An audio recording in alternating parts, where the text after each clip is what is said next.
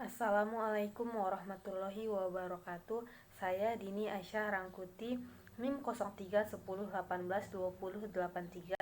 Nah, di sini saya akan menjelaskan mengenai laporan praktikum saya pada mata kuliah Reproduksi dan Embriologi Hewan yang berjudul Struktur Spermatozoa dan Ovum pada mus musculus. Jadi, tujuan dari praktikum ini yaitu yang pertama untuk mengetahui struktur spermatozoa pada mus musculus.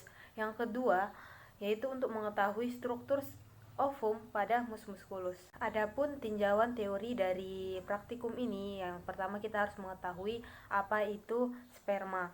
Sperma atau disebut juga spermatozoa adalah sel gamet dari jantan. Sel ini mempunyai ukuran panjang keseluruhan 50 sampai dengan 60 mikrometer, di mana terdiri dari bagian kepala, bagian tengah atau leher, dan bagian ekor. Selanjutnya ada ovum, yang mana dapat kita ketahui ovum ini merupakan sel gamet dari betina. Ovum mempunyai ukuran yang besar, bahkan dapat dilihat dengan mata telanjang.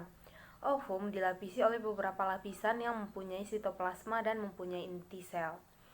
Nah, ada beberapa lapisan pelindung dari ovum ini. Yang pertama ada membran vitelline, yang kedua ada zona pellucida, dan yang ketiga ada corona radiata. Selanjutnya ada alat dan bahan pada pengamatan struktur spermatozoa pada mus musculus. Ini mengacu kepada jurnal yang berjudul Kualitas Spermatozoa Mencit setelah perlakuan infus kayu amargo dan pemulihannya, di mana alatnya di sini ada Greiner, tabung Erlenmeyer, kertas saring, mikroskop, cover glass, deck glass, dan bahannya ada tentu saja ada kayu amargo, aquades, mencit jantan strain Swiss, dan pewarna eosin, nigrosin.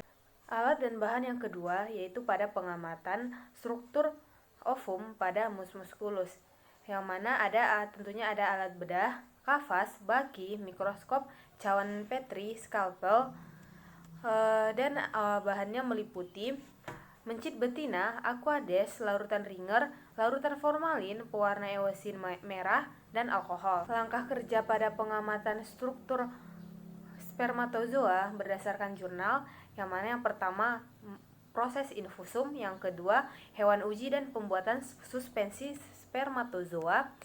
Selanjutnya ada rancangan percobaan.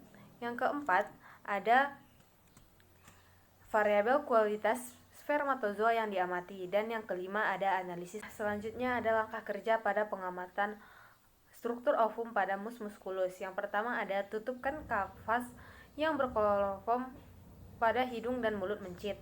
Pertahankan sampai mencit tersebut lemas dan mati. Yang kedua, mencit yang telah mati segera dibedah pada bagian perutnya.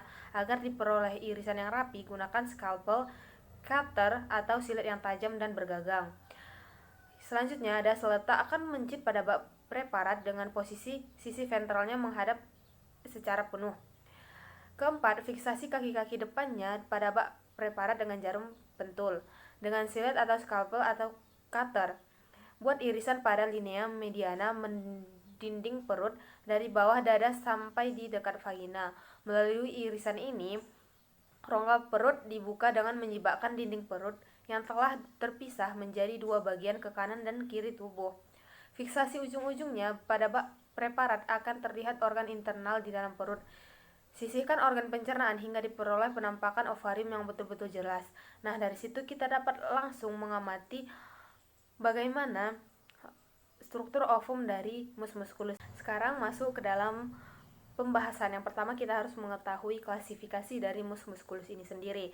Yang pertama, mus musculus termasuk ke dalam kingdom Animalia, filum Chordata, kelas Mammalia, ordo Rodentia, famili Muridae, subfamili Murinae, genus Mus, subgenus Mus, dan spesies Mus musculus.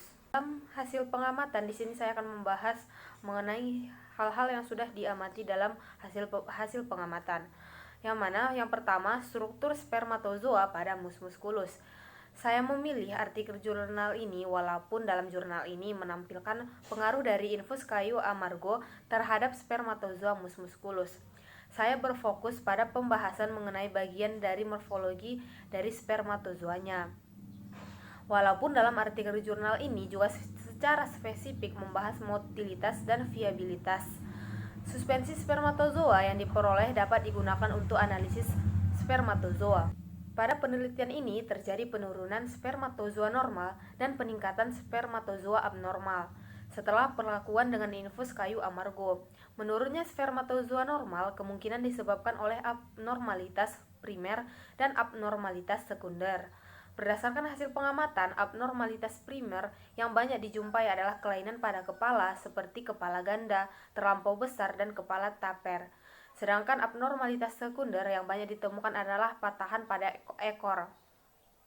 Ditemukannya abnormalitas primer diduga karena adanya gangguan spermatogenesis pada fase spermiogenesis, yaitu di saat pembentukan spermatozoa dari spermatid, sedangkan abnormalitas sekunder terjadi diduga karena adanya gangguan naturasi spermatozoa dalam epididymis sehingga mengakibatkan ditemukannya spermatozoa abnormal. Jadi dapat diketahui bahwa spermatozoa mencit terdiri dari bagian kepala, bagian tengah, dan ekor. Kepala mempunyai kait dengan panjang kira-kira 0,008 mikrometer. Bagian tengah pendek dan ekor sangat panjang.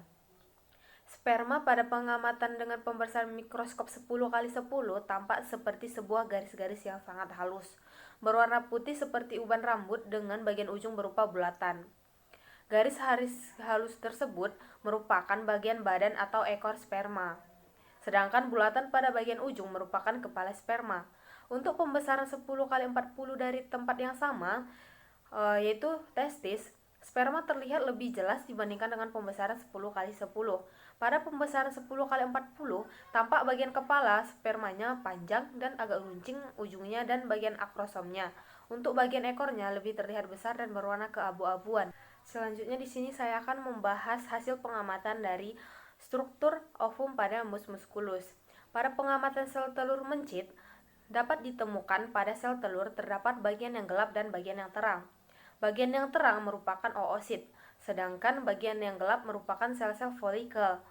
Sel telur mencit bertipe isoleucital, yaitu hanya mengandung sedikit yolk, sehingga untuk pertumbuhan embrio selanjutnya telur tidak dikeluarkan dari tubuh induk, tetapi seluruh perkembangan embrio terjadi di dalam tubuh induk, mulai di dalam oviduk dan dilanjutkan di dalam uterus.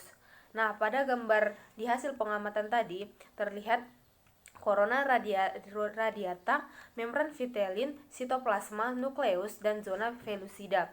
Ovum mempunyai ukuran yang besar. Ovum dilapisi oleh beberapa lapisan, mempunyai sitoplasma dan mempunyai inti. Sitoplasma sel telur mengandung semua materi untuk membentuk individu baru, seperti protein, ribosom, tRNA, mRNA, dan materi lainnya. Sitoplasma dari sel telur sering juga disebut ooplasma. Nah, jadi kesimpulan yang dapat saya ambil dari pengamatan struktur spermatozoa dan ovum pada mus musculus ini yaitu struktur spermatozoa pada mencit terdiri dari bagian kepala, tengah, dan ekor. Spermatozoa tidak dapat hidup pada suhu luar yang tinggi. Berdasarkan hasil penelitian diperoleh terjadi penurunan kualitas, motilitas, viabilitas, dan morfologi spermatozoa setelah perlakuan infus kayu amargo sesuai dengan jurnal yang saya ambil. Sedangkan struktur ovum terdiri dari bagian yang gelap dan bagian yang terang. Bagian yang gelap disebut sel-sel folikel dan bagian yang terang disebut oosit. Nah, jadi terlihat juga adanya corona radiata, membran vitelin, sitoplasma, nukleus, dan zona pellucida. Demikian hasil penjelasan saya mengenai laporan ini. Semoga bermanfaat dan saya memohon maaf apabila ada kesalahan. Assalamualaikum warahmatullahi wabarakatuh.